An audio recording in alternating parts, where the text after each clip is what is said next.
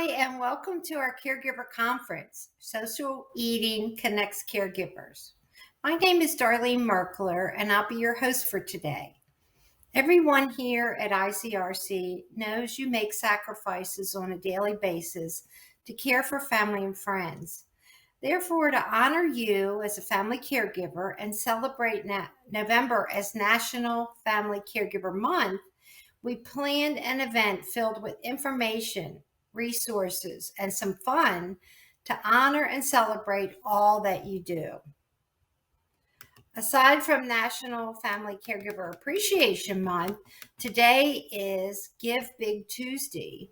ICRC is giving back to the community by offering a full week of resources and community recognition by celebrating with ICRC Week. This whole week on our Facebook and Instagram, we'll be showcasing the services and community resources just for you, the caregiver.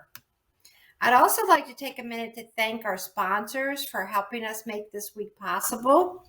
Intervalley Health Plan, IEHP, Optum, Independence at Home, and Shella Care. If you want to give back and help ICRC today, you can by making a donation, referring a friend, or even a like or a share on our Facebook page. Please visit our website to learn how you can help ICRC today. For those of you who registered in time, you should have received your care package in the mail. In this care package, there will be different items related to today's event, such as a lunch pail, mug, and tea packet, as well as a cutting board that can be used for today's cooking demonstration later on. This is just a small thank you to celebrate you. Now let's get started. Today, we'll be hearing from 3 amazing speakers. Throughout the event, please feel free to ask questions in the Zoom chat. At the end of the event, we'll be doing a live question and answer with all the presenters. So please ask questions. First, we'll hear from Dwayne Wright from our Pearls program, who will be presenting on isolation and socialization. Some of you may have experienced or heard about the Pearls program. It's just one of the many programs we offer at ICRC. PEARLS stands for Programs to Encourage Active Rewarding Lives for Seniors. This program services the Riverside County area. Welcome, Dwayne. All right, thank you, Darlene. As you said, this is called I've Fallen into a Rut and I Can't Get Out, the importance of socialization and engagement for informal caregivers and seniors. I am a PEARLS counselor. My name is Dwayne Wright. PEARLS stands for Program to Encourage Active and Rewarding Lives for Seniors. Next slide. Okay, so we're going to go over the benefits of social interaction. Consistently participating in social activities delivers multiple physical, emotional, and health benefits for seniors. The benefits of participating in activities for seniors include improved brain health. Improved brain health by socializing requires seniors to actively participate in conversations and stay engaged. The studies have shown that any activity, social life improves cognitive function. All right, so increased physical activity, being social and being more physically active can go hand in hand. Being more active, seniors can maintain or improve heart health, retain muscle tone, and support health homes and more. Okay, so reduce stress and lower blood pressure. So when seniors socialize with others whose company they enjoy, those relaxed environments can reduce stress, which lowers blood pressure and shrinks risk of heart attack and stroke. Next slide. So lowering the risk of developing depression. Seniors who lead active social lives feel less isolated and lonely. People who withdraw from the world often become sad, disinterested, and anxious, which can lead to depressive symptoms. A slow decline in health. Research has shown that being socially active can reduce the progression of declining health. Why? Because socially engaged seniors actively choose to maintain their health more than their isolated, less social peers. And that is because there's something you enjoy doing, um, you're going to tend to take care of yourself better, so you can continue doing those things, whether it's a mental activity or a physical activity. So that's the reason why it slows the decline, because you're going to stay healthier. You're going to make more doctor's appointments. You're going to get yourself checked out more when you feel pain or stress or tension in certain areas of your body. Um, Release physical discomfort. Pain is often accepted and part of growing older. Failing joints, arthritis, and other health challenges are common complaint for seniors. However, social contact helps you take care of seniors' minds off their physical ailments and focus on other things. It creates a support system. Staying in close contact with friends and family helps create and maintain a support system that will aid the senior not only emotionally but also in an event of seniors need assistance. So a support group can be there for several things. That's what that's saying. It could be there for your emotional support, physical support, or just someone there to talk to. Um, doing something pleasurable or a hobby. It could be there for a lot of different things, but the important thing is having that social circle so you don't feel isolated at any point. That can increase your signs of depression or sadness or loneliness. Increased sense of worth and self esteem. Studies have shown that seniors who engage in socially put more time and effort in presenting their best self, which increases their esteem. So you might dress more the part when you're hanging out with friends, depending on where you're going. Um, Getting up in the beginning of the day when you have nothing to do, um, who wants to get dressed, right? So I mean, it's not something um, that you have to do in the morning when you don't have any plans. But if you have plans on a constant basis, ever so often or whenever you want to do it, getting dressed would help you take care of yourself more. As far as your body and your physical appearance. Next slide. So being social looks different for everybody. All right. So getting uh getting getting together with family and friends, talking with neighbors, calling loved ones, and using social media. That's a big one nowadays. Just a friendly wave or smile at somebody passing by. You can go to the senior center, a church, social event, going to a community, um, just going for a drive with a friend, or going for a drive. Period. Just going somewhere where you like to hang out. TV game shows, watching that with family or friends, or just watching it. Period, and having something in common to talk about when you're around your friends again later on. Watching sports, Zumba, yoga, and reading a book. All right. I'm interested in finding out some of the social events that you guys come up with at the end of this. Um, Next slide, please. So, the impact of loneliness. People who find themselves unexpectedly alone due to the death of a spouse or partner, separation from friends or family, retirement, loss of mobility, and lack of transportation are at particular risk. Uh, conver- Conversely, people who engage in meaningful, productive activities uh, with others tend to live longer, boost their mood, and have a sense of purpose. These activities seem to help maintain their well-being and may improve their cognitive function. Studies have shown. Losing a sense of connection and community changes a person's perception of the world. Someone experiencing chronic loneliness will feel threatened and mistrustful of others. For example, loneliness may alter the tendency of cells in your immune system to promote inflammation, which is necessary to help our bodies heal from injuries, Dr. Cole says. But inflammation that lasts too long increases the risk of chronic diseases. Okay, so the most important thing that I would get out of this is the top portion. If you're taking care of yourself as far as your social activities, these other things right here will fall into place. As far as going to the doctor, paying attention to things like that, paying attention to your body, different pains, the way it feels. But you have to look at, if you know, the loss of a spouse, separation from friends and family, retirement, loss of mobility. I know retirement is not one that people normally think about, but that is a change of a lifestyle. You used to waking up early and going to work. You used to waking up at this time going to work. You used to eating your lunch with your friends, socializing that way. But a lot of times when you don't, when you retire, when you leave a job, you know, your friends are still working there. So that time period you're used to talking to them, they're still at work talking amongst themselves. So finding something to do to keep yourself busy, another hobby or something like that, uh, can keep you moving and keep you healthy. Um, if you're getting off, if you retire, you don't want to just stop doing everything and uh, not being as busy, because that's when your health starts to fail. So the important thing is to keep moving.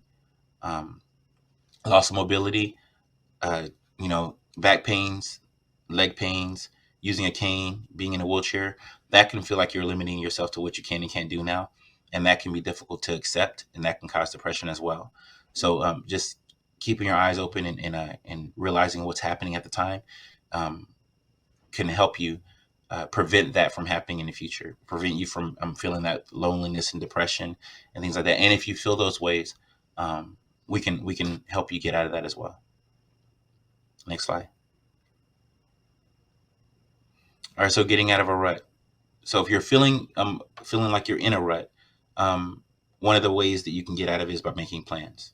Making plans for things that you enjoy doing. By writing them down, I feel is the best way to actually follow through with plans. Following through with plans is very important, because you don't want to feel a sense of, okay, I didn't do that. That can actually cause like, you know, put you down to the point where you're, okay, well, I didn't do it last time and I was okay, so I'm not gonna do this one.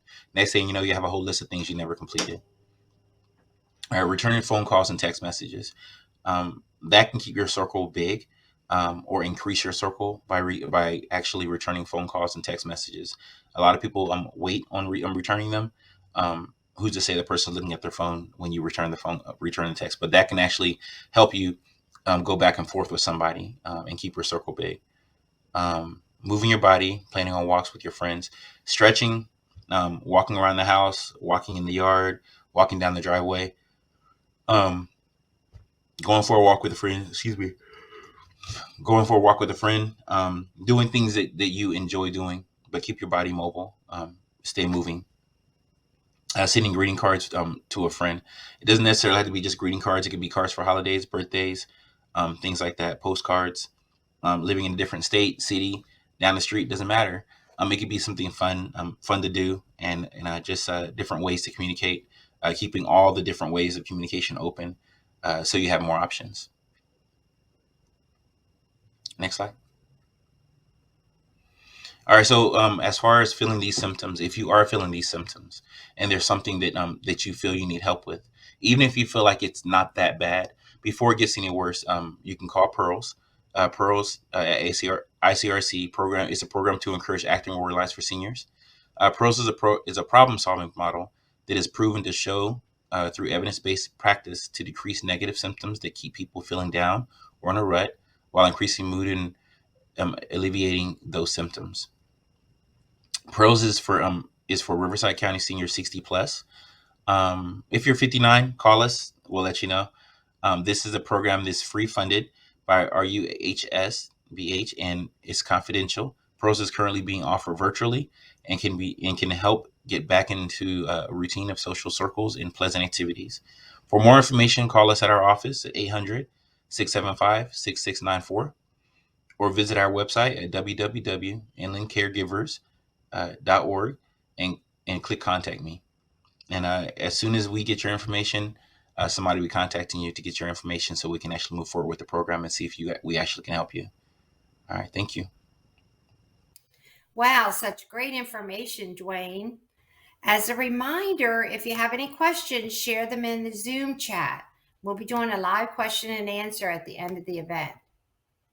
Next, Candace Fagan, who is an LVN, has been a nurse for over 40 years and is a health educator with one of our sponsors, Inter Valley Health Plan. Candace is going to give us some tips on nutrition in the aging population. Candace's motto is the more you know about your body, the better you're able to take care of it. Let's hear what Candace has for us today. Hello, my name is Candace Fagan. I'm a nurse with Intervalley Health Plan. And today we're going to be talking about nutrition tips for the caregiver. Just to let you know that Intervalley Health Plan is a Medicare Advantage plan. We have lots of people available to help you as a caregiver as long as you have a member of ours that you're caring for. Contact us for any help that you might need. So we're going to go on with the program. Next slide. I say this with all of my presentations that it's general information. It's not meant to take the place of your physician's advice or the person you're caring for physician. Some people might have a health condition that requires modifications in their treatment plan. Please always consult your primary care physician for advice pertaining to your particular situation. Next slide. As far as I'm concerned, caregivers are absolutely wonderful. You guys care for people. You are out there just doing the work, and we salute you. I know that you have lots of challenges, so we're going to kind of discuss a few tips and tricks to try to help you with your caregiving challenges in the area of nutrition and eating. Before we do that, I wanted to give a shout out to Inland Caregivers Resource Center. They provide a wealth of information and support to caregivers like you. They've done a lot of help for some of our members as well. So just a shout out to them. Thank you so much, Inland Caregivers Resource Center. Next slide. So there's a couple of facts that we want to consider, okay? In the older adult, calorie needs actually decrease about 5% per decade after the age of 50, right? And that's because of the decrease in activity. We're just not as active as we used to be. We have decreased muscle mass, and that's just a normal part of aging. And our metabolism actually goes down a little bit after the age of 30. So consider a person in their 70s, they might have or in their 50s, they might have a 1,200 calorie a day diet. But then you jump to age 70, which is 20 years later, calorie needs actually go down 10%. And that means that their calorie needs are maybe a little bit over 1,000. So it does decrease every decade after the age of 50. Now, calorie imbalance is a problem, okay? Weight loss or weight gain may occur because of the decrease in activity or metabolism. Weight gain can actually cause many health and mobility problems in the elderly. You're carrying around an extra 20, 30 pounds. It's hard to get around. Weight loss may signal malnutrition, so we always want to be on the lookout for that. So we have to create a balance of nutritious calories and exercise to keep health at its best. And I'm hoping that we'll have a lot of tips for you to help your person that you're caring for. Now, protein is very, very important. That's a big fact. We know that in the elderly, we don't process protein as well, or we're just not getting enough protein in our diet. And protein does a lot of things for us. It helps to build muscle. It actually helps to heal from like an illness or some kind of a surgery that might be happening because it builds up the tissues and the cells in the body. But keep in mind that if your loved one or the person you're caring for has kidney issues, you want to consult a registered dietitian. There's a whole lot of things that will have to be decreased when you have kidney issues. So definitely consult a registered dietitian, which is a benefit for anybody who has a kidney issue on Medicare. Now, the elderly, another fact to consider, the elderly are typically deficient in vitamins D and vitamin B12. Especially those with stomach issues. B12, deficiency in B12 might result in irreversible nerve damage. So we really do want to keep up on the vitamin D and B12 levels. And that's something that the primary care physician can do with a simple blood test. Now, vitamin D can cause muscle weakness. It can cause cramping in the muscles. You can find vitamin D in like egg yolks, fish, liver, salmon, tuna. a couple of fortified foods out there. But typically, some people will have to take a vitamin D supplement. Now, B12, again, very, very important, can be found in clams, oysters. Um, Unfortunately, we don't eat that much clams and oysters. So, a lot of people who are deficient in B12, they might need to have the supplement that goes under the tongue. It's better absorbed that way. Next slide.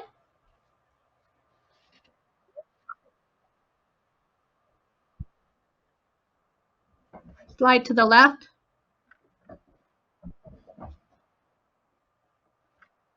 Better? Okay.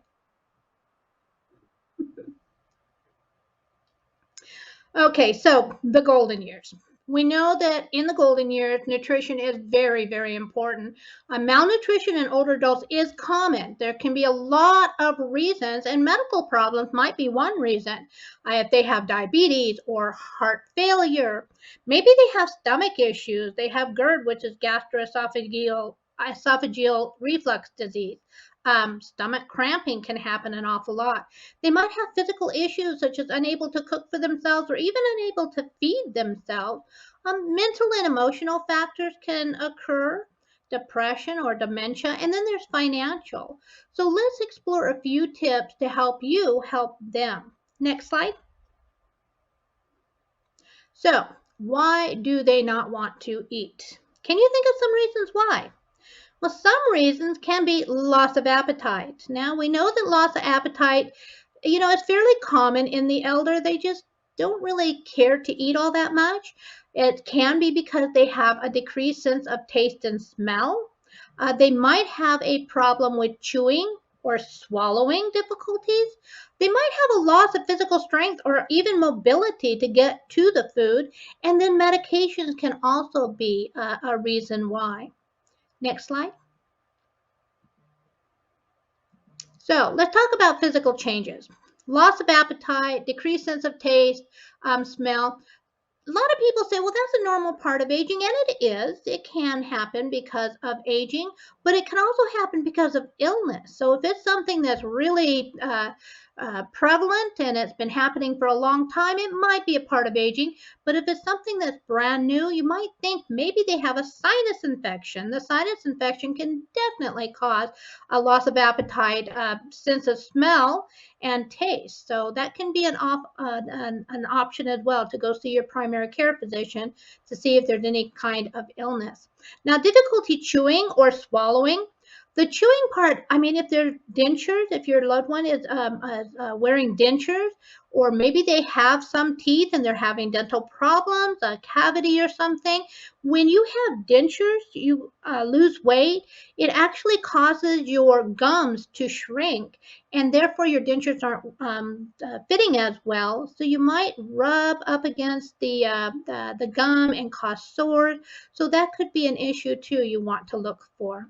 Now, loss of physical strength or mobility. Is it because they're not eating?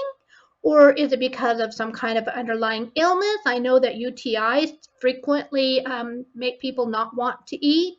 Maybe some kind of a disease that's going on. And medications. Medications can definitely cause a lot of problems. So that's a problem that we really need to pay attention to. You can go to uh, your pharmacist, and the pharmacist can actually find some medications that might be causing the loss of appetite or problems with smelling or anything like that.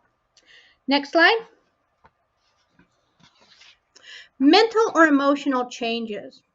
So you got to consider, is the person you're caring for, have they got a history of mental illness, maybe a history of bipolar disorder, clinical depression, or schizophrenia? All of those can also be reasons why they simply don't want to eat, especially the medications for these conditions can cause loss of appetite. So again, the pharmacist is the best person to ask for medication review, and they also might be able to suggest an appetite enhancement so that maybe that would cause your person that you're caring for to become more hungry and want to eat more. Now, depression. Depression is pretty common in the elderly. Does your family have, or does your person have family that visits often? Maybe takes them out of the home for day trips. Are they getting out and engaged in life? They might be experiencing mental or emotional changes in life, and it's pretty common. How would you feel if you lost a loved one, okay, or a friend, a very close friend? How would you feel if you were no longer in control of your life, where to go, when you get to sleep, who you get to see, not able to cook for yourself or clean up after yourself? Maybe there's people in your home that you just want to be left alone and you'd like them to leave, but they're there to care for you. So that's a loss of autonomy, and that can cause a lot of depression in the elderly. Next slide. So, what can we do? Well, we've explored some tips, right? We check with your primary care physician in case there's illness, a pharmacist for medication issues, or maybe to prescribe an appetite enhancement. Maybe go to the dentist for a denture or tooth problem. Those are all very good tips, but what else can we do? Well, we can make meals more nutrient dense, and that's very, very important. You want to avoid empty calories. In other words, like a candy bar. I mean, everybody wants a candy bar every once in a while, but you try to avoid filling up on empty calories and instead offer more nutrient dense meals.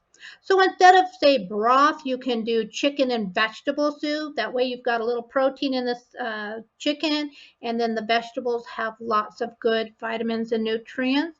Maybe casseroles or stews with well cooked vegetables so that it's easier to chew. Um, so if you're making the meals, many ways to make them more nutrient dense. Try to just add a little bit of protein, extra vegetable. You want to try to avoid the bread, the rolls, the starchy food. They're more filling and they're less nutritious. So definitely try to add more things in there. Now, add calories without extra volume. Now, if your person needs more calories, then you can add calories by adding sauces, gravies for the food. Grated cheese not only makes the food easier to eat, it's also more nutritious. Stir in powdered milk, that will give them a lot of calcium. Add honey, molasses, or maple syrup to cereals instead of just plain sugar. It also adds more flavor to it, so they're more likely to eat. Sprinkling chia or flaxseed into smoothies or into the cereals or yogurts or anything like that, it adds a little more omega-3s to the food, and we can all use more omega-3 fatty acids. Much better for us. Next slide. So what else can we do? Well, we can make mealtime more pleasant, more fun, and more entertaining. All right, and that's really important. A lot of people think of eating as just a chore. We have to eat, I know that, but can we make it a little bit more pleasant and fun, entertaining? Make them a little more social. Maybe sit down and eat with them. Sometimes depression can be lifted just by changing things up a little bit. Invite family, friends that they haven't seen in a while. Maybe place a colorful tablecloth with a vase of flowers on the table. That always makes it much nicer and more pleasant. Maybe watch a movie with them. Breakfast with Tiffany is a movie that I just think is fantastic. It's an old time movie. Your elderly person will probably remember this movie. It's all about having tea and crumpets and all kinds of little things. So then you can have a tea party complete with hats and tea sets. That's a little fun thing to do. Maybe take them out and eat in a favorite restaurant or order in. I mean, we've got DoorDash and Uber Eats and all kinds of things out there. So it really is very much better if you can make it pleasant, fun, and entertaining. So what else can you think of? Just try to think of something that your person that you're caring for would like. Maybe have a potluck with family and friends, or maybe go to the community center for lunch. How about having a picnic at a park, or even in your own backyard? That's a nice, simple place to go to. And just going to the park to watch the children play is really actually a great appetite enhancer. So you might want to consider that too. Next slide. Here's a couple of tips also to make meals more colorful and appetizing. Instead of regular mashed potatoes, try mashed sweet potatoes for more color. And also, by the way, sweet potatoes are much more nutrition than the regular old mashed russet potato. You want to make your person want to eat the food. We want to make the food more nutritious in the meantime, right? So instead of just plain buttered pasta, which is easy to eat, and a lot of people put that in front of an elderly person, maybe try a vibrant red sauce or a green pesto sauce. Simply buttered with colorful herbs sprinkled will make it even prettier and want to eat it more. Add peas and carrots for more nutrition. That's even better. Maybe herbs and spices for more smell and flavor. Garlic, onion, salt free, of course, seasonings, and fresh dried herbs are great. Basil, rosemary, cilantro. And as an activity for your elderly person, you might want to both grow herbs in a garden. They have those raised gardens, so you don't have to bend down on your knees. And it's good exercise. They love to work with their hands and dig into the dirt. It actually will help them want to eat the food that they're actually growing. Kind of fun. Next slide. Some more tips. Now, your person may not have the stomach for traditional meals, all right? We know that we're all used to 3 meals a day, but some people just don't have the stomach for 3 meals a day. They feel overwhelmed by large meals. So instead of 3 meals a day, maybe try 5 smaller meals a day. I know that makes a little bit more work for you, but honestly, you make 3 meals a day, just half it and half you offer one time and half you offer a couple of hours later. Maybe 3 smaller meals with a snack in between. Of course, you want it to be a nutritious snack. Try not to fill up on non nutritious foods like coffee or soft drink. I always offer drinks after the meal is finished, if possible. And I know that we worry about dehydration in the elderly, but honestly, if you don't offer a drink with the meal, they're going to get some fluids from the food that you're eating, right? That they're eating. And if you offer the drink after the meal, they might drink it anyway, and you can offer it a couple hours later. But when you offer a drink, or if you drink while you're eating, it does fill up the tummy. And if you want them to eat more foods, then try to not have them fill up on the coffee or soft drinks or even water. Next slide. Now, if there are financial problems, and I know this is very prevalent in the elderly, they are trying to live on a fixed income. Social Security doesn't pay a whole lot. What you want to do is take advantage of the free community services that are out there, and every community has some services for them. So there's the Community Senior Center Lunch Program. Now, I know that some of the meals are really basic. They may need a little help in the taste department, also in the nutrition department. So you can add your own ingredients to make the food more nutritious and appetizing. Um, Again, Meals on Wheels, you can enhance flavor with some simple ingredients. I have a friend who actually does get Meals on Wheels, and she says that it's not the best food that you can get, but she goes ahead and she uses it as the base for her meal, and then she adds more nutrition in it. So it saves her an awful lot of money. You can also watch for, of course, sales and coupons. A lot of people know about those.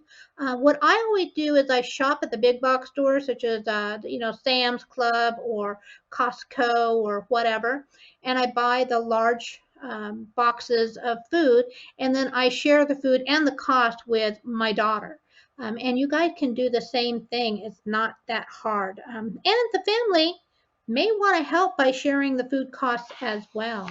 So that's also not it's not terrible to ask for help, right? Next slide. Now, supplements. Now, a lot of people say, well, if they're not going to eat, we might as well just give them supplements. Now, I always say it's always better to get your vitamins and your minerals naturally from the food you eat. The benefits are vastly superior to supplement. You got to figure if you take a supplement, you have to get all of the, take a multivitamin. You have to have all the vitamins have to be absorbed by the body right then when you take it. And it's hard for the body to break them down, the pills down, and then absorb all those vitamins and minerals. When you eat food, you're having it absorbed slowly over time throughout the day. So the benefits are much better when you get them from the foods that you eat. Sometimes, though, that's not possible, and if that's not possible, that's okay. Now, multivitamins, fish oil, krill oil, those are all great antioxidant supplements. You want to check with the primary care physician or the pharmacist. The reason for that is because some supplements can be contraindicated. They may interact with the medications that you're taking. In other words, like fish oil will thin the blood. And if your person you're caring for is taking a blood thinner, not a good idea for them to be taking a fish oil supplement. It could thin their blood too much, right? So always check with the primary care physician and pharmacist. Even the antioxidants, if they're on a cancer fighting medication, the antioxidants can work against the cancer medication. So again, check with your primary care physician and the pharmacist before you start adding supplements.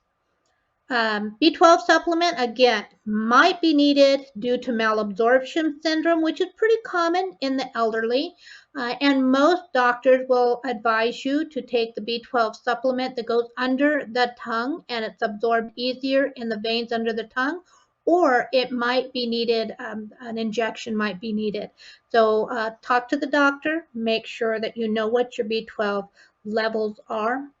And again, supplements might be needed, especially during treatment for health issues or possibly towards the end of life. They also might be needed simply because they're not able to get the nutrition that they need. Next slide.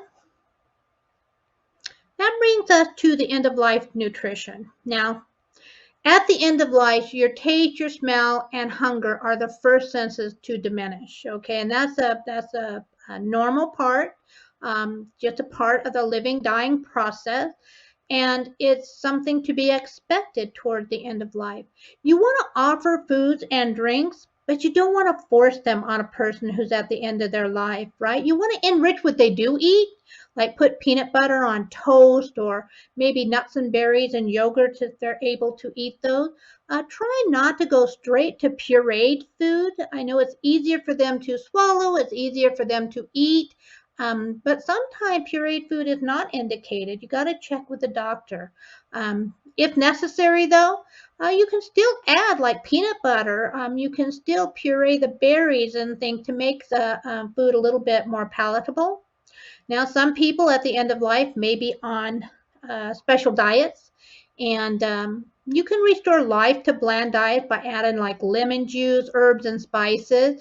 Just make sure that you check with a dietitian to make sure that it is okay to add them to the special diet. And you want to vary the texture when they're on a very special diet, especially if they're on a pureed diet. Kind of vary the texture a little bit. If they're having problems with swallowing, and they cannot take, say, the pureed, you can thicken. There's thickeners that you can actually put in the foods or their drinks also to help them to be able to swallow a little bit easier. Now, end of life, a lot of people get depressed, and I mean, that's to be expected, right? So you definitely, at this point of their life, you want to make mealtime more social, maybe eat out more often if that's possible. Again, it's a normal process for them not to have an appetite. They're not in pain. They're not hungry. Okay, they simply are less active, require less calories, simply don't have the strength nor the want or the need to eat.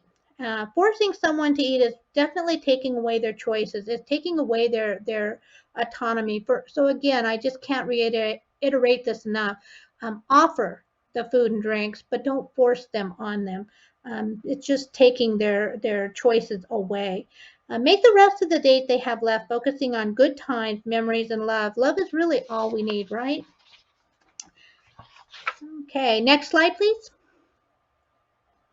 Just wanted to let you know that Intervalley Health Plan does have a resource.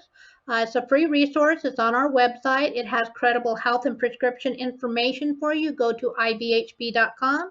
Go to the resource tab and you just visit the health and prescription library. Very easy to use. You go to the library search box and put in whatever word you want and it'll come up with good credible information to help you. It has a lot of caregiver information, and it also has a lot of prescription information as well. That'll tell you whether it's causing your person to not have an appetite and so on. Next slide.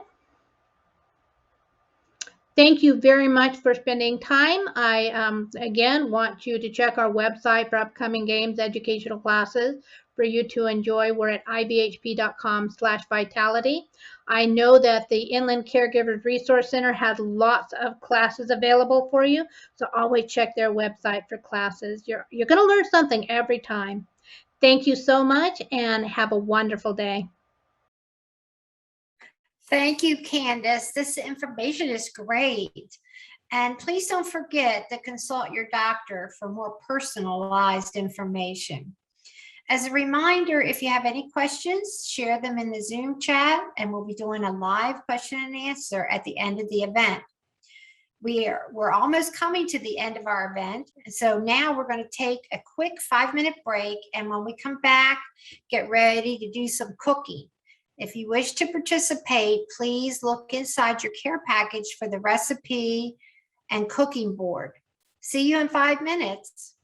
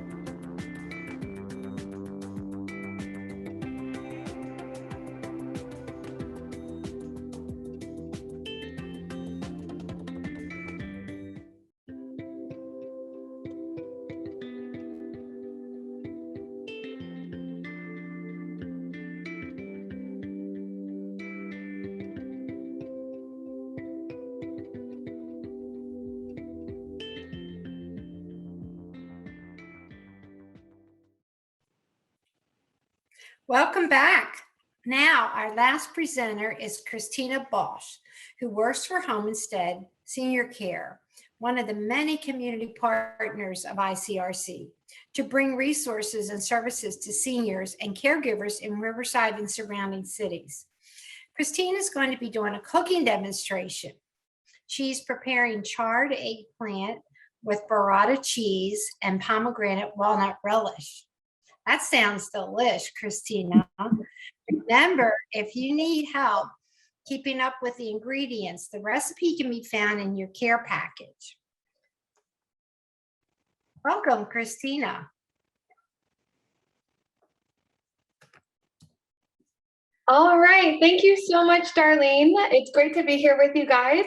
So my name is Christina, like she had mentioned, and I do come from Home Instead.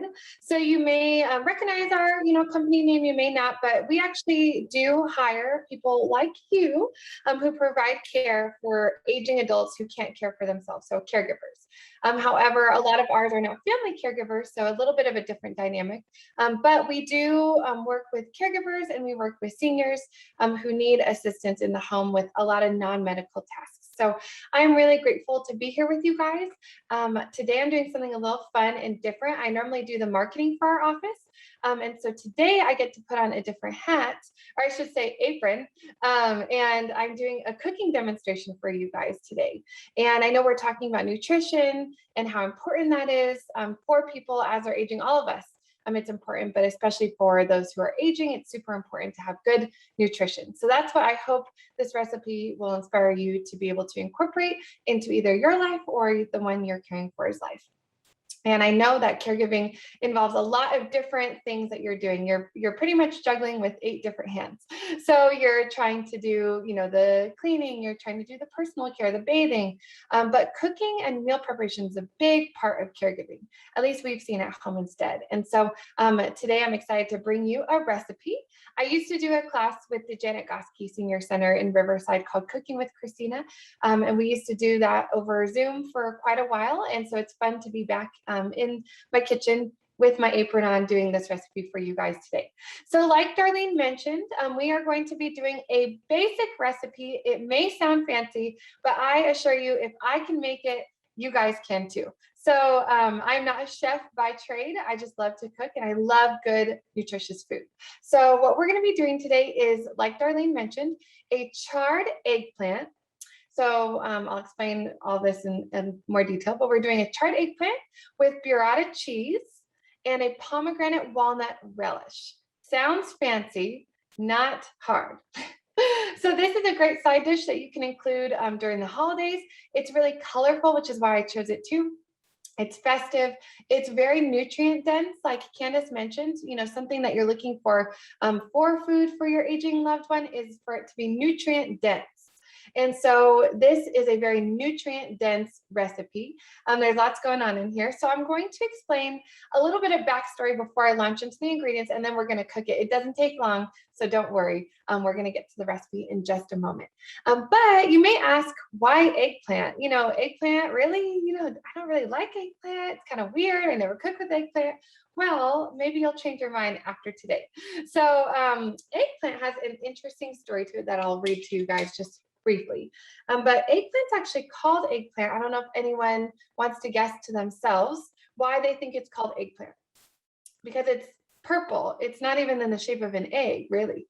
So eggplant is actually called eggplant because in the middle of the 18th century, the Europeans thought the plant's shape looked like a goose egg. And I actually looked this up, and the eggplant they had was kind of whitish yellowish in color, and it did look like a goose egg. So very interesting. So it was a little bit smaller, whitish yellowish. So if someone asks you why eggplant is eggplant, you can tell them now. Now you know. And as far as the history, it originates from China and India, cultivated there for thousands of years before it made its way over this way. It's considered one of the nightshade vegetables, which actually a lot of Americans thought were poisonous for a while. Because they got some, bad rap with indigestion issues and things like that. But they're very good for you. They're actually considered a berry because they grow on a flowering plant as well. So a lot of fun facts about eggplants. that you probably never thought to ask, but I gave them to you today anyways. So we're gonna go ahead and get started with our charred eggplant with burrata cheese and pomegranate walnut dish. The first thing we're going to do is I've actually already preheated my oven over here. It's at 300 degrees, so not super hot. We're going to toast the walnuts. So all I'm going to do is I have 1 cup of walnuts that I'm using for today. So we've got 1 cup of walnuts right here, and we're gonna go ahead and just toast them. So I've got just a, I have a little pan, a little dish going on over here. You can use just a baking sheet. That sounded a little bit loud. I'm literally just gonna pour them on here and I'm going to put them in the oven. Don't chop them before they go in the oven. You wanna chop them afterwards. So 1 cup of walnuts just chilling in here. We're gonna put them in the oven for 10 minutes and come back to them. I'm gonna set that timer because I will not be able to keep track. So we're gonna set that timer for 10 minutes over here. And I'm going to go through other parts of the recipe now. Now, while I just put the walnuts in there, I would like to give a couple fun facts about walnuts. So walnuts in themselves are very, very nutritious. They actually contain omega-3 fatty acids, lots of them, and one of the most dense in that regard of any nuts in general. And they help with brain health. They actually help slow the progression of Alzheimer's disease, according to research too. So that is really interesting. And I want you guys to guess, you don't have to say it in the chat or anything, but just guess where most of the walnuts are grown in America. And while you do that, I'm gonna get our other ingredients ready. So mostly in walnuts, if you're guessing to yourself, most of the walnuts are actually grown right here in California. And as far as percentage, 99% are grown here in California. That is a lot. So that is a high percentage of walnuts grown here, typically in that central part of California. If you've ever driven up the 5 freeway, there's lots of different trees and walnuts happens to be one of them. So, when you're eating walnuts, a lot of times they're actually from California. So super cool. But what we're gonna be using we're gonna actually make the relish first. So like I said, this is a really simple recipe. It's not challenging, but it sounds fancy and it looks really pretty at the end. So what we're going to be putting in the relish is we're using the 1 cup of walnuts. We're also going to be using a 1/2 cup of pomegranate seeds. So we got lovely pomegranate seeds right here. 1/2 cup cilantro. So I know Candace mentioned cilantro as well in her presentation. So we got cilantro. We are also going to be using a tablespoon of pomegranate molasses. I actually made this homemade. Do you see how shiny it is? It's like, it's almost solidified at this point. I'm actually going to have to put it in the microwave for a couple seconds to kind of make it so I can stir it, so it's not like a shiny, hard block of molasses. Very easy to make this. You can always ask me later. And then we're going to be using 1/4 cup extra virgin olive oil right here. My cap popped off. That's not good. We're going to be using 1/4 cup of olive oil, as well as some fine sea salt, or in my case, I'm actually using pink salt crystals today. We're also going to be using some peppercorns, so ground pepper, I should say, so sorry, as well as a clove of garlic for our relish, and that's going to go on top of the eggplant. So let's go ahead and whip that together real quick. I'm going to put this in the microwave, this molasses, because it is as thick as molasses right now. So I'm going to zap that for just a bit. You can actually buy pomegranate. Let's see. Oh, yes, that's right. Okay, so we're going to actually timer off up here. I'm going to put it down there so that way we can use the microwave. And we got 7 more minutes on those walnuts. Okay, so we're going to go ahead and mix all that stuff together. I'm going to angle the camera down just ever so slightly so that way you can see what we're doing right here. So this is my bowl. It's very glary. So sorry. We're going to be adding those pomegranate seeds. So these really wonderful guys, we're going to be adding those straight into this bowl that we're mixing everything in. And pomegranate is actually really interesting. Pomegranate means apple with many seeds. So if you can picture an apple with many seeds, that's pretty much what it is. It's very good for you, contains lots of antioxidants, pomegranate juice, any type of pomegranate item, very good for you. So I'm also going to be adding the cilantro in here. I've already measured it out in these little ramekins. So That's why I'm just dumping everything in. We're also going to add that 1/4 of a cup of extra virgin olive oil, which if you guys were curious why the difference between regular olive oil and extra virgin olive oil, the difference is in how it's made. So extra virgin olive oil is cold pressed without any other oils added. So it's the oil in the purest form, and in my opinion, it's the most delicious. So that's why I always use that. We're doing a 1/4 teaspoon fine sea salt. If you know me, if you've ever watched any of my classes before, you know I don't measure salt ever. I always just kind of give it an eyeball. You're welcome to measure it. It's actually probably going to turn out better if you do, but I like to just eyeball these things. We're going to use some black pepper to taste. So I'm just kind of grinding that in here. If you can see, we just have a little bowl full of our ingredients so far. I'm also using a garlic clove. So we're going to smash that right into the mixture. So I'm just going to smash that, kind of scoop out those little minced garlic pieces. And I'm just going to kind of whip this all together. Doesn't this already look like Christmas? I mean, it's so pretty. It's already looking beautiful. And on top of the eggplant, it's just delicious. Okay, so we're gonna mix that all together. That looks like Christmas.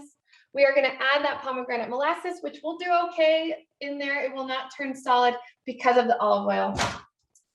But if you make it from home, if you make it from scratch like I did, it's basically just pomegranate juice mixed with lemon juice as well as sugar.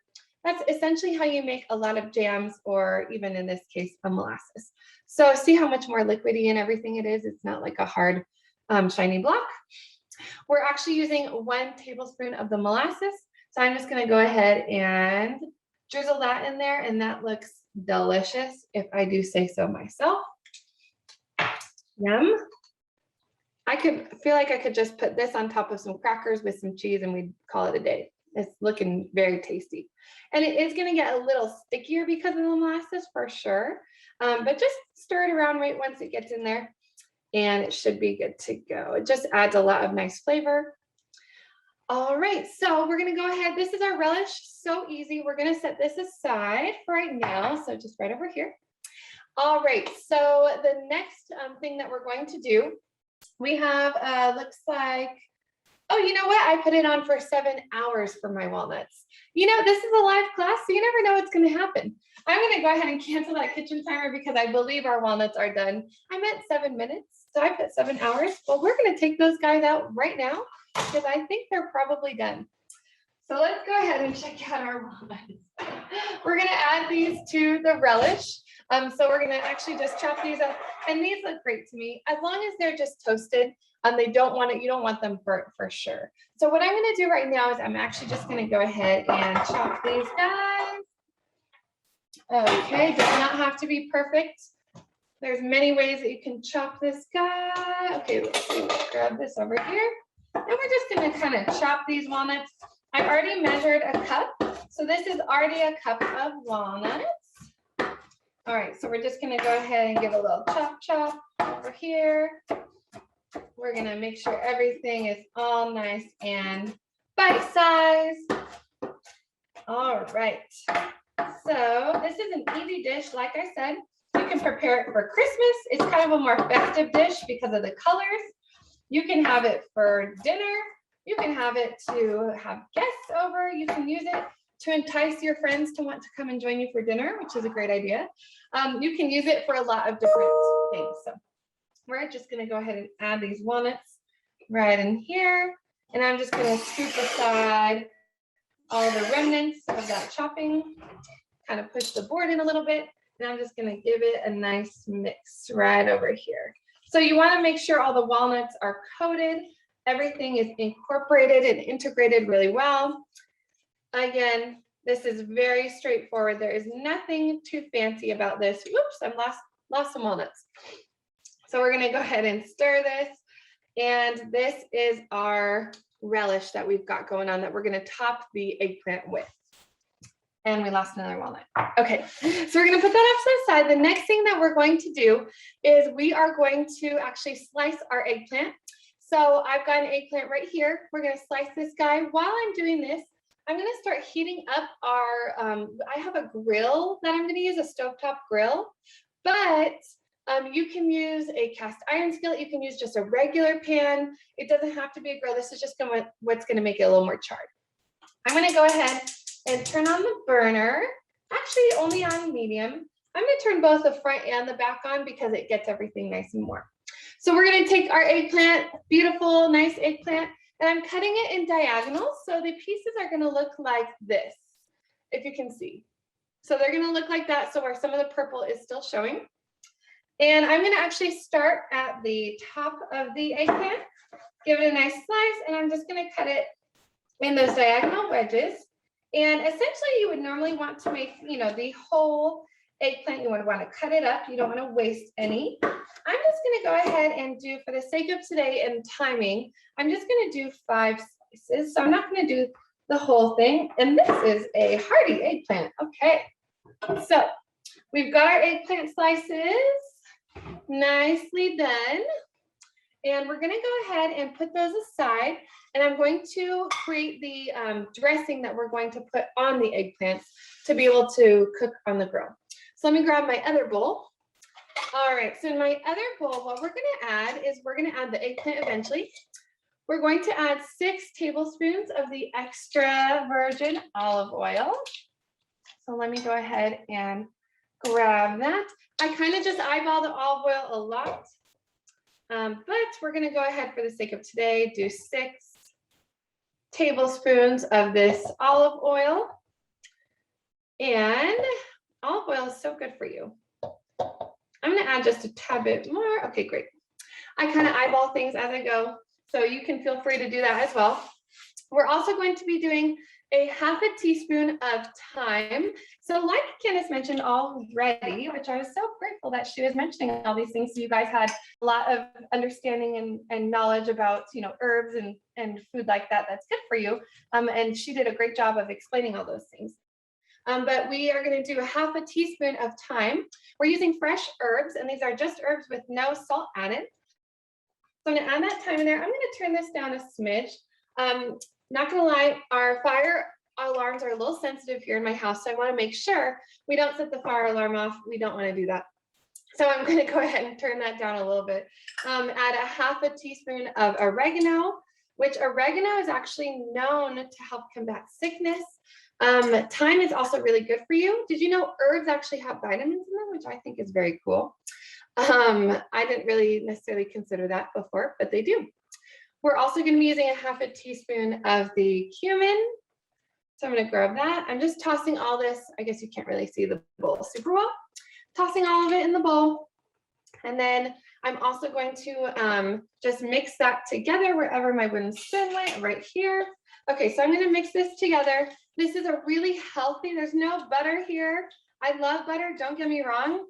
But there's no butter here. It's all just healthy ingredients. We're going to make this little mixture, and then we're going to drop our eggplant just straight up in the bowl. Normally I would use my hands, but for the sake of today and wanting it to, just be a little bit less messy, I don't have the opportunity to wash my hands midway through this. So we're going to just mix it the best that we can. And I actually have some tongs over here that will help us to do so. That both sides are coated. The herb or olive oil mixture is what's going to give the eggplant itself its nice flavor, and it's going to help it on the grill when we put it on. You can actually put these on the regular grill. I know we live here in California, so we can grill all year long, which is a perk to it being so warm. But you can put these on the regular grill. We are just happening to use a stovetop grill for today. But you pretty much want these slices to be coated, if you can see it, coated with the herbs, with the olive oil, and then it's time to put it on. So we're going to keep it on there just for a couple minutes on each side. So I'm just going to go ahead and lay these down. You should hear the sizzling. Well, maybe not. It might be a little bit quiet. So we're going to go ahead and I'm going to make sure that, okay, great. We kind of want it, oh, I lost an eggplant. All right, we're going to make sure that we have it over the flame as much as possible.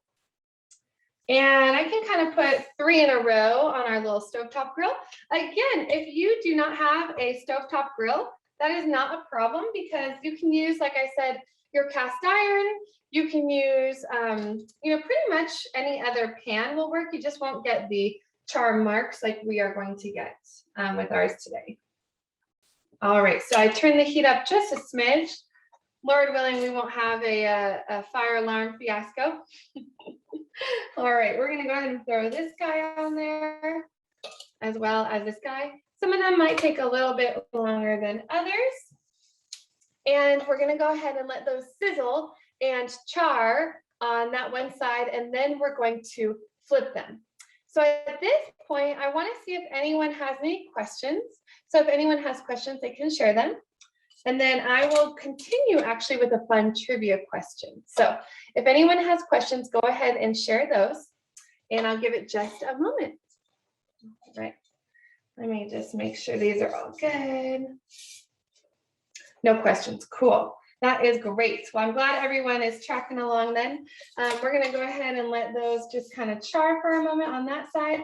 You can hear, I don't know if you can hear it, it's probably a little too quiet, but you can hear it sizzling and charring, which is gonna give it some wonderful flavor. Okay, so we're gonna leave those for a moment, and I have a question for you.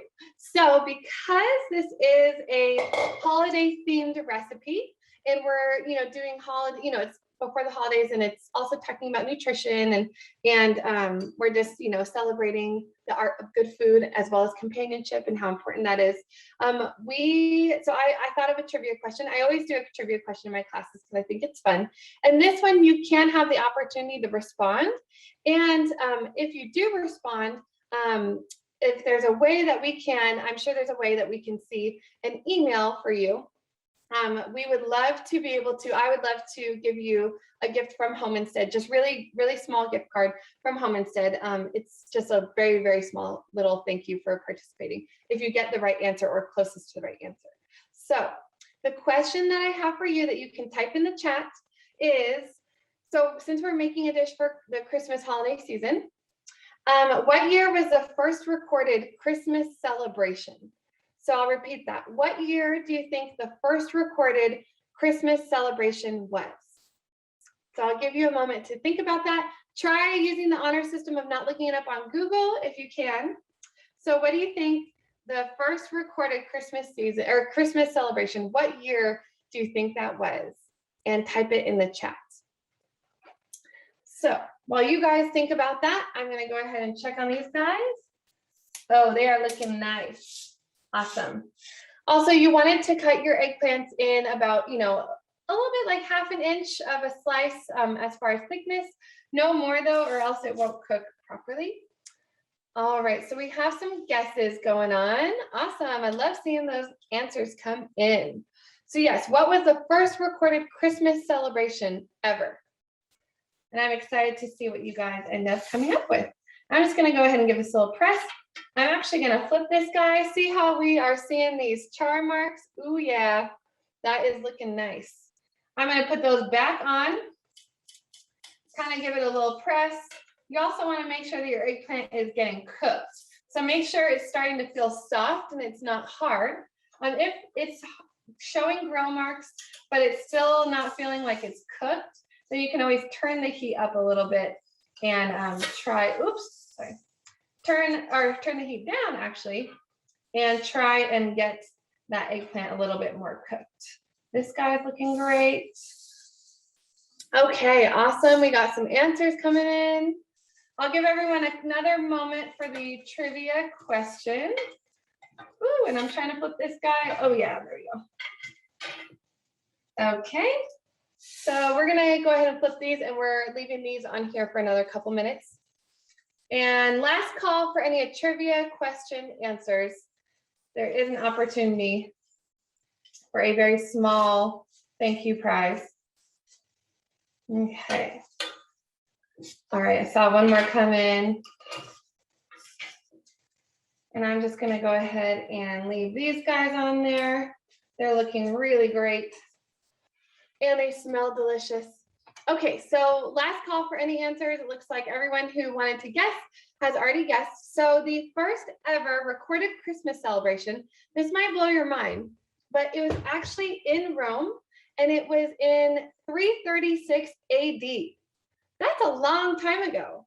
So 336 AD in Rome was the first ever recorded Christmas celebration. And I think we actually had one spot on. So whoever guessed that December 25th, 336 AD is the winner.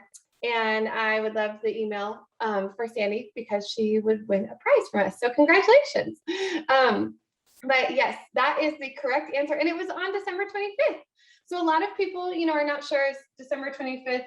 Christians celebrate the birth of Christ at Christmas. Is it really his birthday? Is it not his birthday? Why is it December 25th? There's still, there's a lot of different theories of exactly which day. But we can know that was the first ever Christmas celebration was on December 25th, 336 AD. So congratulations, Sandy. Woohoo! All right, so we are nearing the end of our recipe. These guys are looking really good. I'm just checking all of them to make sure. Every single one of them has some nice char marks going on. So they all look delicious. I'm going to go ahead and grab our platter because it's time to plate the dish. So I am using just a basic, wow, that's glary, my bad. The light is very bright. So you can kind of see, I'm just using a basic rectangular dish, but I'm going to place the eggplant down first. And then we're going to use some burrata cheese. So we've got a couple more minutes and we're going to use every single one of those minutes for this. So I'm going to go ahead and turn this off. And as I put the eggplant on here, I just want to talk, first of all, eggplant is extremely nutritious, very nutrient dense. There's lots of different health benefits of eggplant, antioxidants. They reduce the risk of heart disease potentially, as well as many other things. They're said to reduce the cholesterol levels in someone. So there's a lot of benefits to eating eggplant, besides the fact that they're just tasty and yummy. And I wanted to show you our burrata cheese. So we're using 9 ounces of burrata cheese. You can't even see it because it's in a little bath in here. It's actually how cheese traditionally comes in Italy, mozzarella cheese. Burrata cheese is, are you ready for it? It's literally a huge ball of mozzarella cheese with cream and curds in the middle. So what we're gonna do with the cheese, and I'm gonna point this downwards so you can see what I'm doing, and move all this other stuff. This is just, cooking gets a little messy.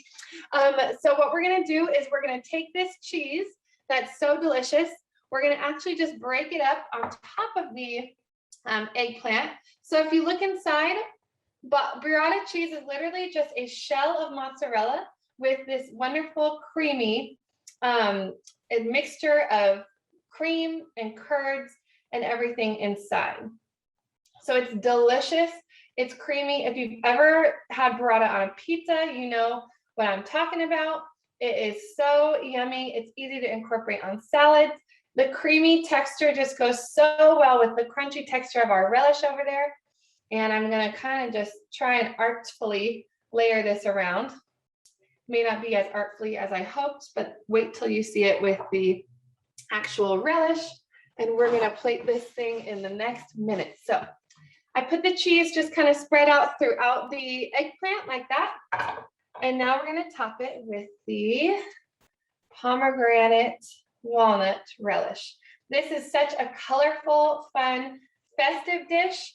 It looks fancy, you guys. I told you already, if I can do it, you can too. It's full of health benefits. Everything in here is good for you.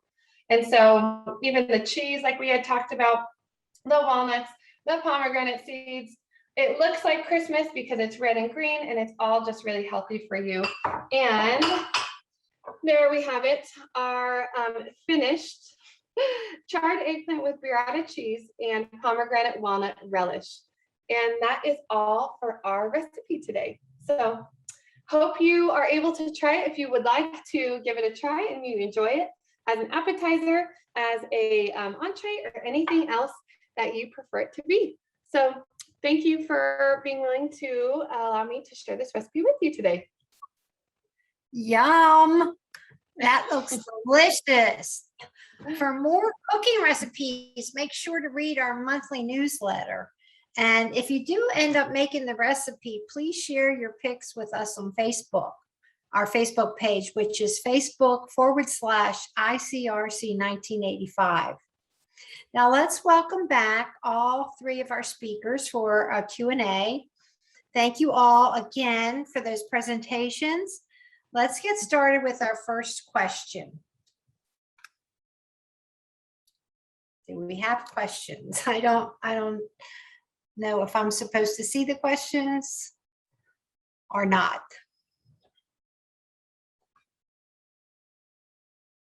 Anybody have any questions for any of the speakers? It could be for anybody. Christina, I'll be right over to your house. Yeah, I can't People want to know if the PowerPoint will be available. Now, is that for Dwayne and or Candace or both? I'm sure we can make sure that those are both available. Sorry. Okay, yes, we can get those two. We can follow up with people that are attending today, and I'm sure we can send those PowerPoints to you. Anyone here do fun things online that others can join in on? So I guess that's for our speakers. I can tell you one thing I do. I wasn't a speaker, but I joined a bunco group. I just moved to a new area and I joined a bunco group and it's so much fun. Candace, you were going to say something. I was just going to say that, you know, Inner Valley Health Plan had the Vitality Series, which you actually speak on quite often, Darlene. So there are some great classes that people can learn things on at ivhp.com/vitality, and they can join in on classes there. We have some craft classes. We were going to have Christine on one time, but something happened and we couldn't quite get Christine over, but that was great, Christine. Really enjoyed that. She does a good job. Yeah, those that Vitality Series is good because you have informative topics, but you also have fun things too. It's a mixture. So it's very good. And what are practical ideas of engaging seniors? I feel like there's a lot of ways that you can engage seniors. So, you know, a lot of the ways that you guys were already sharing about, you know, Dwayne and Candace, but, you know, finding out things that they're interested in. So asking questions, you know, what kind of things did they used to do when they were, you know, younger? Or like, did they like to listen to music? Did they like sports? You know, maybe if they can't play sports, would it be fun to go watch, you know, soccer happening at the park? Or like, you know, I just think of engaging them as asking them about their interests and getting on their level and really wanting to do something that was fun and is fun for them. Singing, you know, I feel like a lot of seniors, you know, enjoy singing or karaoke or, you know, trying to take part in those kind of activities. So that's just that's a really good point, Christina, because I think a lot of times we don't ask our loved ones who are seniors what they like or what they enjoy, you know, and we try to do things that we like and, you know, kind of push it onto them. So I think that's a good point to find out what they like to do. And maybe it's something that they did way back years ago, but they would like to try it again, you know? So good. I think cooking, if they can help in the kitchen, that's always a good thing. Yes. Especially for females. A lot of women especially like to cook. I was going to also interject that a lot of seniors, especially if they have memory issues, they like to go back to the old days. And like I had mentioned in my PowerPoint, you know, Breakfast with Tiffany's or, you know, some of the old stars and the old movies, and they'll remember them and they'll think, oh my gosh, I remember this movie. And that's pretty engaging for them. And they can talk about, you know, when the first time they saw that movie or something like that. That's kind of an easy one for older adults. But a really engaging activity is doing things with them, taking them for a walk, a nature walk, going to the botanic gardens, you know, even if they're in a wheelchair, just smelling the smells and looking at the plants. And it's just wonderful if you can engage all the senses. The cooking is great because you're engaging a lot of senses that way, you know. Just engaging the senses is really a great thing. And taking them to the park and letting them watch the children play. Oh my gosh, that's I To love me, it's that. fun. I love watching children play. Yeah, great ideas, Candace. Thank you. There's Yeah, a also, question. Darlene, I'm Go sorry, ahead. Darlene. I was going to say this very important, and it kind of bounces off the same question they just asked. Clients with dementia, that's very important to remember, that to do things that they enjoyed when they were younger. That helps out a lot. Things, like you were saying earlier, sports, taking kids to the park, just walking, being somewhat athletic, things that they enjoy doing when they were younger, because that could always help keep them on a level where they're where it's manageable. Very good. Yeah. The next question is, do you take clients with dementia? And I assume they're asking if Inland Caregiver Resource Center does. We help three different populations. One is anyone who has incurred a brain impairment after the age of 18. So that could be early onset dementias. It could be Huntington's disease, traumatic brain injury, things like that. The second group is anyone, a caregiver, who is caring for someone who needs help with 2 activities of daily living. So that could be if you're caring for someone with dementia, we could help that population. And then the third group is the senior themselves, if anyone is 60 or older and needs help with 2 activities of daily living. And activities of daily living would be things like dressing, bathing, eating, things like that. So I hope that answered your question. I'm assuming you're asking for Inland Caregiver Resource Center. So any other questions? My husband is a diabetic and will not stop eating anything he wants. How do I deal with this? I think Candace would be good to answer this one. Yeah, that's a problem. A lot of times, I'm a diabetic, and if I see something in front of me, I want it. I just want it. So I try to keep things that I know I should avoid and put it away so that it's not in front of me. And I cook meals that are diabetic friendly. It's you can eat anything you want as a diabetic. It's in moderation.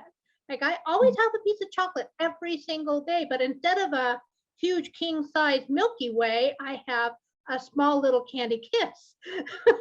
It doesn't quite satisfy as much as the king size Milky Way, but try not to limit things, but try not to completely eliminate everything. And sometimes just giving them that little extra push, or making a meal that is absolutely no carb, and then the only carb you get is the dessert.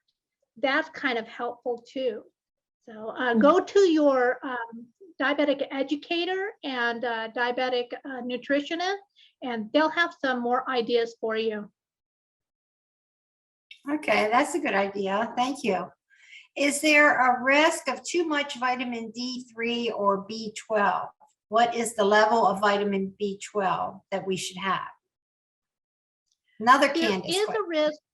Okay, there is a risk of too much vitamin D3. Vitamin D3 is stored in the body, and we want to have a level above 30, preferably more closer to 50. So with vitamin D, yes, there is a risk of having too much. Your doctor should be taking your levels every year to make sure that you're at the right level. For B12, it is one of those water-soluble vitamins that you just simply eliminate through your urine. So if you get too much B12, you're just going to pee it out. And that's why I get so upset when I see these doctors giving out B12 shots. And you can go to a clinic and pay for a B12 shot, and if you don't need it, it's not going to do you any good. So yeah, D3, yes, you can get too much. B12, you really can't. Thank you, Candace. At what point does dementia affect eating, and what questions should I ask my doctor for assistance? I do know that. Okay, I guess that would be me. Yeah, I know with some people, they either eat because they don't remember they ate, or they don't eat because they think they already ate, right? I was going to say, we have a lot of clients. I can probably speak to the first part of that question, but not as much the asking the doctor part. But I know we do have a lot of clients that we care for who will either forget that they've eaten, they will think that they already ate, so they don't want to eat. So a lot of times it has to do with the remembering. So a lot of a lot of times it's they thought like, I just went out to lunch. Oh, actually that was yesterday, and you don't want to go back and forth because they really believe they remembered it yesterday. So, maybe detouring, like, how about like, let's try a snack, how about we do a snack? And rather than talking about a meal, or, just trying to get it like little by little, if for some reason they are convinced that they had a meal previously and they didn't. But we found that trying to redirect those conversations can be helpful. But a lot of times it does affect eating when they can't remember when they ate, like you're saying, Darlene, or even just their appetite. They're feeling really down because they can't remember a lot of things. So they're not feeling like eating. And a lot of our clients actually really enjoy going out to eat, even those who do struggle with dementia, because it gives them something to look forward to, and then they feel hungry once they're like, oh yay, this is something to look forward to, is getting to like actually go through somewhere and get something to eat, or going out and doing something different. So yeah, but maybe Candace or even Dwayne can speak to the asking the doctor part. I can't speak to that as much.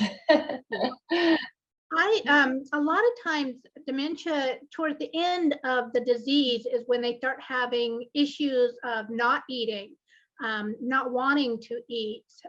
And then that's when you get that to that point, it's like, well, gosh, they're not getting any nutrition whatsoever. They're getting dehydrated.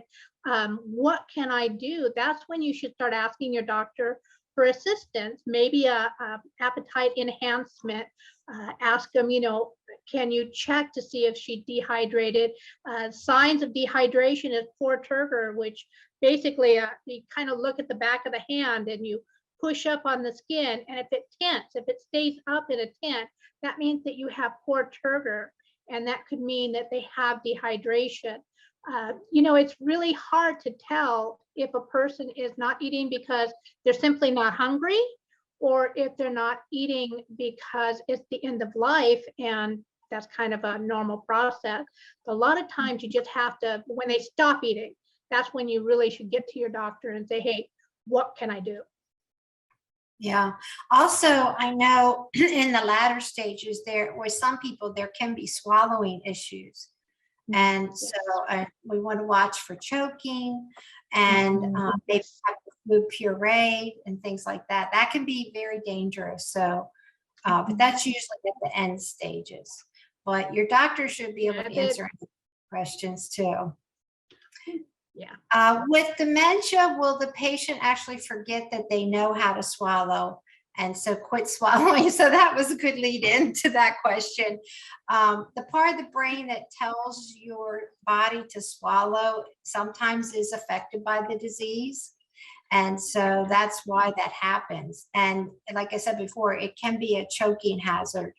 So, but there are lots of things that you can do. There are even agents that you can put into water that thickens it so that they don't choke.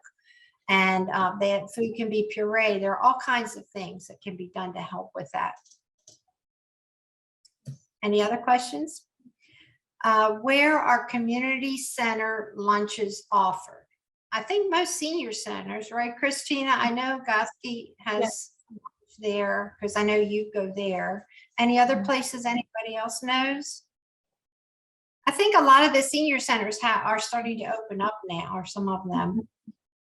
And then, like Candace had mentioned, Meals on Wheels, or there may be a program by a different name in your community that you could call Inland Caregiver Resource Center. We could probably let you know the answer to that question as well. Dwayne, are you familiar with any other lunch? Not right off back. I know I can look some stuff up and send it out in the email.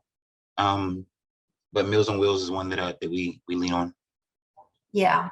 And I know, like I said, in other communities, it may be called something different, but if you call your local senior center, if they're not offering lunch, they probably could tell you who is. And I think if you call the 211 number in it'll tell you for your area also. I like that 211 answers all your questions. What are good protein alternatives to meat? Candace mentioned a few. Yes. There's good protein alternatives are like tofu. There's vegetarian choices are legumes. You've got your black beans are chock full of iron. Your red beans have great nutritional value. I kind of stay away from the pinto beans. They're, you know, the beige is not always the best. Try to find the colorful alternative. So lots of good protein alternative. You know, if you like the nuts, if you like the tofu, always try those first. They've got lots of good omega-3s and good sources of a lot of things other than just protein. So. Also, quinoa, right? Oh, sorry, Christina. Quinoa. Quinoa's good. I was going to say, sometimes, you know, I know that protein powders aren't always as, you know, sometimes they can actually be unhealthy. But there are some protein powders that are a little bit more healthy that you can mix in a smoothie. So if they're having trouble with getting protein, like there's Sprouts, you know, local market here sells some pretty, like, you know, they do sell some better for you protein powders that do help get a little bit more of that protein that you can put in a smoothie. So it's kind of hidden if someone's not really interested in eating a lot of protein, but not like the main. I would think of dairy too. Dairy, milk, eggs, things like that, really good sources of protein also. Good, thank you. Mealtime has become a chore. What can I do to make it a social and fun event with the person I care for? Well, one of the things you can do is engage them into making the meal with you. That makes it a little more social, fun, and they get a little bit of input on what they get to eat and how it's made and things like that. Invite family, friends, neighbors, children, have a tea party. You know, lots of suggestions in the PowerPoint that makes it more fun for people. Mealtime is very much a social event, isn't it? And I had some of our caregivers tell me that not this year, but last year, everybody had their Thanksgiving dinner in their own home, but they all had Zoom on. So they were able to, you know, see each other that way. So I thought that was a great idea. Christina, did you have a comment? I was just going to say, like, as far as making it more fun, you know, go through a cookbook and decide on a recipe together, or like even just what country do we want to travel to today? And, you know, maybe having different elements of that country, you know, as you're eating the meal, if it's, you know, you wanted some Thai food, you know, maybe you could have like some fun, different elements of Thai cooking or culture or something, like incorporate into it, and then invite a friend to join or family member. But just making it a fun experience, choosing a recipe together could be fun. It could also be something as simple as going to a park or having a picnic or something, changing the environment they're eating in. Good one. Very good. Yeah. I think it goes back to what Christina was saying, is asking your loved one what kind of things they like. Yeah, because maybe they like different foods now than they did before. Maybe their tastes have changed, you know, so just asking a lot of questions is good, I think. Those were great suggestions. Can you tell us about healthy, nutrient-rich snacks? Well, I know we want to eat more protein than carbs or sugar, right? Nuts. Nuts and berries. Nuts and berries, yeah. Yeah. Nuts and berries. Like, that's what comes to mind first. Yeah, and fruit, right? Fruits and vegetables. I like fruits and vegetables raw, and actually myself anyway, better. With some hummus maybe or something. No. Even like I don't know if anyone enjoys this, but even like those little edamame, you know, bean pods, like you could heat some of those up, and that's a fun little snack just to pop that. It's really good for you. You know, it's a vegetable that you're getting some greens, and you can put a little salt and, you know, just a tiny bit of salt, not too, but tiny bit of salt in there. Like, that's a good vegetable to have as a snack too. Good, good. Dwayne, Can I enroll in Pearls? I'm in San Bernardino. I'm so sorry. It's basically well, Pearls is based out of Riverside County. We take care of all Riverside County residents. You could always call ICRC and see what resources they have. But as far as us Pearls in particular, it's just a Riverside County program. Because Inland Caregiver Resource Center works through grants, sometimes our grants are specific to counties, and Pearls is one grant that we received through Riverside County. So that's why we can only serve Riverside County. However, in San Bernardino County, we do have other programs. So I would definitely call our office and find out, for instance, I know there is a counseling program for San Bernardino County. So, and there used to be another agency that offered Pearls in San Bernardino County. I'm not sure if they still do, but one of our counselors would know that for sure. So I guess that's all the questions. They took down the little sign and we're getting to the end here. So I want to thank all the speakers again for being here, and thank you all for sending in your questions. It looks like we're at the end of our event, and I hope you have enjoyed the Caregiver Conference and picked up some ideas to make your meal times better with the person you care for. Shortly after this event ends today, we'll be sending out an email with a quick survey. So please give us some feedback on how we did and how we could do anything different that we could do for the next event. Again, thank you to everyone who participated in the conference today. If you know anyone who could benefit from information or resources regarding caregiving or aging, please check out our website at inlandcaregivers.org. Thank you.